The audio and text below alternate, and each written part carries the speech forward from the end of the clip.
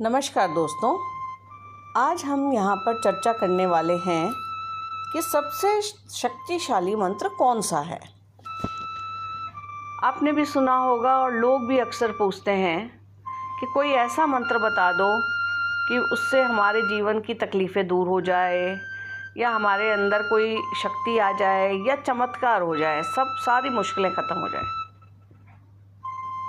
लेकिन सच तो ये है कि ऐसे कोई मंत्र है ही नहीं, क्योंकि मंत्र अपने आप कोई चमत्कार नहीं करता है। मंत्र उस तीर की तरह होता है जो अपने आप लक्ष्य को भेद नहीं सकता। उसे चलाने के लिए एक धनुर्धर चाहिए।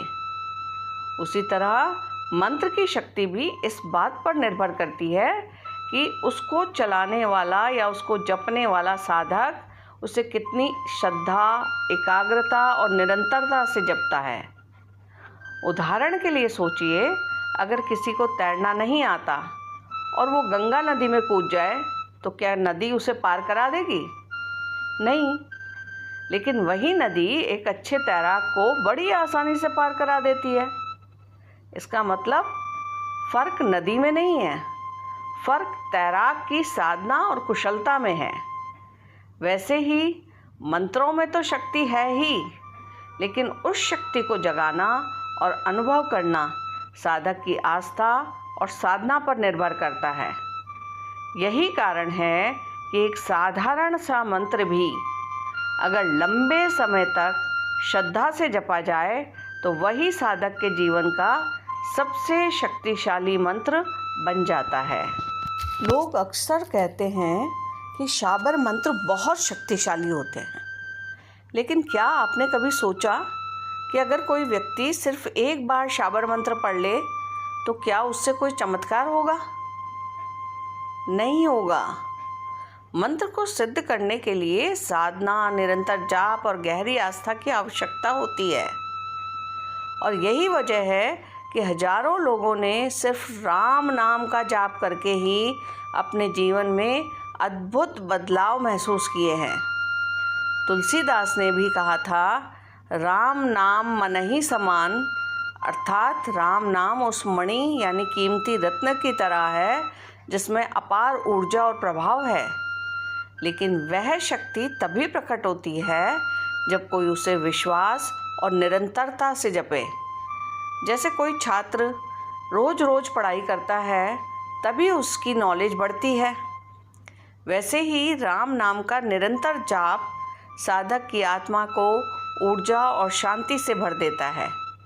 इसलिए उनके लिए राम शब्द ही सबसे शक्तिशाली मंत्र बन जाता है।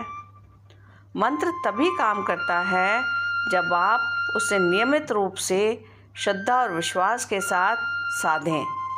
अब सवाल ये उठता है कि कौन सा मंत्र चुनें और उसे साधें। तो यह आपके उद्देश्य पर निर्भर करता है कि आप चाहते क्या हैं। कई तरह के मंत्र होते हैं जिन्हें अलग अलग उद्देश्य के रूप में साधा जाता है।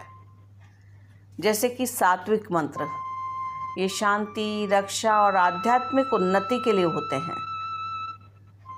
उदाहरण के लिए ओम नमः शिवाय, यह मंत्र साधक को आंतरिक शांति और नकारात्मक शक्तियों से रक्षा प्रदान करता है। उसी तरह कुछ तांत्रिक मंत्र होते हैं, ये विशेष कार्यों के लिए प्रयोग में किए जाते हैं, जैसे कि वशीकरण, शत्रु निवारण या तंत्र साधना। उदाहरण के लिए कुछ विशिष्ट बगुलामुखी मंत्र होते हैं जो प्रहारकारी होते हैं। देवताओं का स्वरूप भी मायने रखता है, यानी आपको किस देवता की पूजा करनी चाहिए या मंत्र जपना चाहिए। जैसे कि अगर आपको ज्ञान और कला चाहिए तो माँ सरस्वती का मंत्र जपें। अगर धन और समृद्धि की साधना करनी है तो लक्ष्मी जी को पूजें। सिमिलरली अगर आपको संहारक शक्ति चाहिए तो रुद्र स्वरूप के मंत्र प्रभावी होंगे। तो चलिए अब जानते हैं कि वेदों में क्या कहा जाता है। वेदों में सबसे शक्तिशाली मंत्र गायत्री मंत्र माना जाता है। यह एक सम्मानित मंत्र है जो ऋग्वेद में पाया जाता है और यह सूर्य के अवतार देवता सावित्री को समर्पित है। माना जाता है कि गायत्री मंत्र में अपार आध्यात्मिक और परिवर्तनकारी शक्ति होती है। ये मंत्र है ओम भूर्भुवः स्वः तत्सवितुर्वरेण्यं भर्गो देवस्य धीमहि धियो यो नः प्रचोदयात्। इस मंत्र का जप साधक के भीतर चेतना को जागृत करता है, अज्ञान का अंधकार मिटाता है और जीवन को प्रकाशमय बना देता है। उदाहरण के लिए जैसे सुबह का सूरज अंधकार को मिटाकर प्रकाश फैलाता है, वैसे ही गायत्री मंत्र का जाप साधक के भीतर ज्ञान और सकारात्मकता का प्रकाश फैलाता है। लेकिन ये याद रखिए कि वेदों में जो भी कहा गया है वह सब मंत्र ही है। मंत्र का मतलब होता है सलाह देना। वेदों ने सभी को जो सलाह दी है वह यह है कि मनुष्य को अपने मूल स्वरूप को जानने का अभ्यास किस किस प्रकार से करना चाहिए। ये बात हमेशा याद रखें कि वेद एक दिन में अस्तित्व में नहीं आए हैं। वर्तमान रूप में आने के लिए उन्हें हजारों साल लगे हैं। विभिन्न प्रकार के विद्वानों और शोधकर्ता ऋषियों ने अथक परिश्रम किया है। अतः आप चाहें कि आपको कोई ऐसा मंत्र मिल जाए जो आप अपने भौतिक लाभ के लिए प्रयुक्त कर सकें, तो वह मिलना संभव नहीं है। सभी वेदों में एक स्वर में कहा गया है तम वेद्यम पुरुषम वेद माँ वो मृत्यु परिव्रथा, अर्थात उस परम पुरुष को जानो जो जन्म और मृत्यु की पीड़ा से परे है। और इस सत्य को अनुभव करने का महामंत्र है ओम, जिसका अर्थ है यह संपूर्ण जगत ब्रह्म है, यह आत्मा भी ब्रह्म है और यह सब कुछ एक ही ध्वनि ओम में एकीकृत है। उदाहरण के लिए जब हम समुद्र देखते हैं तो उसकी हर लहर अलग दिखाई देती है, लेकिन वास्तव में वे सब लहरें समुद्र से ही उत्पन्न हैं और उसी में ही विलीन हो रही हैं। उसी प्रकार हम सब, यह सृष्टि, यह आत्मा, सब ओम में से उत्पन्न हैं और अंततः उसी में ही लीन हो जाते हैं। इसलिए जब साधक ओम का गहन अध्ययन करता है तो वह अजर, अमर, निर्भय और शाश्वत सत्ता से जुड़ जाता है और यही असली आध्यात्मिक शांति है। तो सार यह है कि मंत्र की शक्ति उसके अक्षरों में नहीं है, बल्कि आपके विश्वास, निरंतरता और साधना में है। लेकिन यहाँ पर एक बात समझना बहुत ज़रूरी है। कई लोग बार बार मंत्र बदलते रहते हैं। कभी किसी ने कहा यह वाला मंत्र सबसे शक्तिशाली है, तो वो उसे जपना शुरू कर देते हैं। फिर कोई और कहता है कि नहीं, ये वाला मंत्र बोलो, इससे चमत्कार होगा, तो वो पहले वाला छोड़कर नया शुरू कर देते हैं। ऐसा करना सही नहीं है, क्योंकि जिस मंत्र को आपने लंबे समय तक जपा है उसी में आपकी साधना की तरंगें, आपकी ऊर्जा और आपका विश्वास होता है।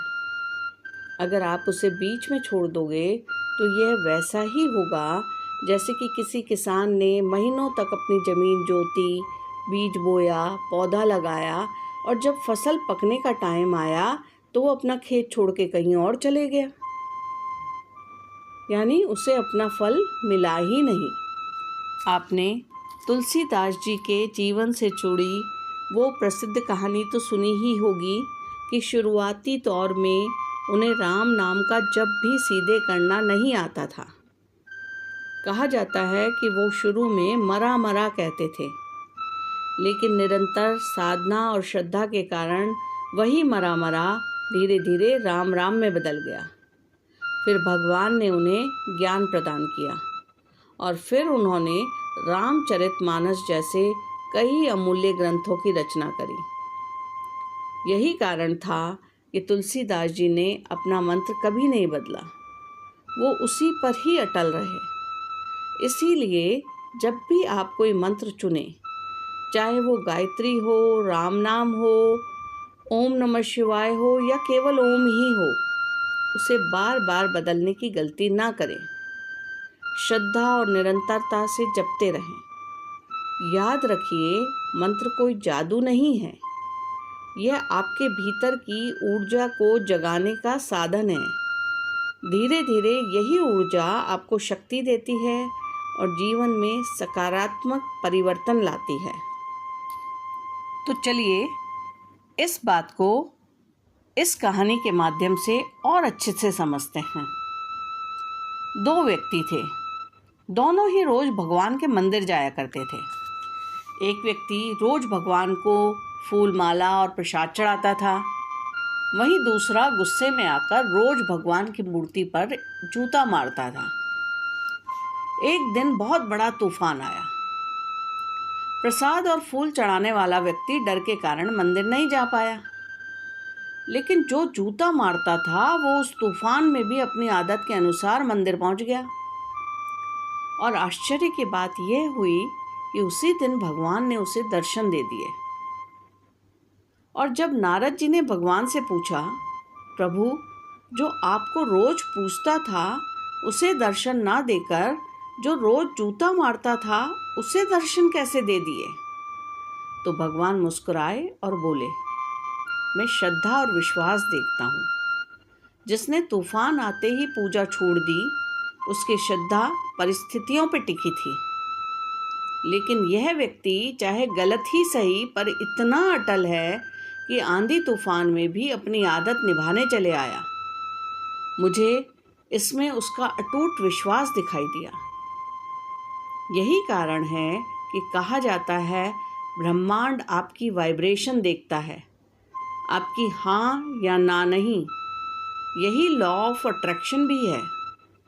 आप जितनी शिद्दत और निरंतरता से कुछ मांगेंगे, ब्रह्मांड आपको उतनी ही निश्चितता से उसे देगा। लेकिन याद रखिए, इच्छाएं तुरंत पूरी नहीं होती। जैसे हथेली पर सरसों नहीं उग सकती, वैसे ही साधना और जप के फल भी समय के साथ ही मिलते हैं। और मंत्रों के साथ भी ऐसा ही है। मंत्र कोई जादू की छड़ी नहीं है, बल्कि आपकी श्रद्धा का आईना है, जिसे आप विश्वास और निरंतरता से साधते हैं। वही धीरे धीरे आपके जीवन को बदलकर आपका सबसे बड़ा सहारा और सबसे शक्तिशाली मंत्र बन जाता है।